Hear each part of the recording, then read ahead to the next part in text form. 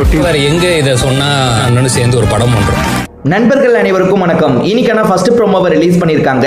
இந்த ஃபர்ஸ்ட் ப்ரோமோவை பொறுத்த வரைக்கும் கவின் அதுக்கப்புறம் சாண்டி ரெண்டு பேருமே வீட்டுக்குள்ள வந்ததை காமிச்சிருக்காங்க. இதுக்கப்புறம் நியூஸா வந்தது. அந்த நியூஸ் என்னன்றதை சொல்றேன். இப்போதைக்கு 4 பேர் தானே ஃபைனலிஸ்டா இருக்காங்க. அந்த 4 பேர்ல ஒருத்தங்களை மிட் வீக்லயே எவிக்ஷன் பண்றாங்க. மிட் வீக்னா அதான் ஃபைனல் ஸ்டேஜுக்கு முன்னாடி, அதாவது சனிக்கிழமை எவிக் பண்ண வாய்ப்பு இருக்கு. அப்படி 4 பேர்ல ஒருத்தர் போக போறாங்கன்னா யார் போக வாய்ப்பு இருக்குன்னு நீங்க நினைக்கிறீங்கன்றதை சொல்லுங்க.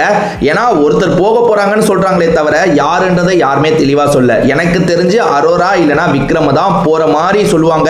அப்படிதான் போகவும் வாய்ப்பு இருக்கு. காரணம் என்னன்னா, திவ்யா அன்அபிஷியல்ல ரொம்ப டாப்ல இருக்காங்க. செகண்ட் இடத்துல சபரி இருக்காரு. அபிஷியல் ஓட்டிங்ல ஏறக்குறைய இப்படிதான் இருக்கும். கொஞ்சம் முன்ன பின்ன வேணா இருக்குமே தவிர மற்றபடி இவங்க தான் முதல் 2 பொசிஷன்ல இருப்பாங்க.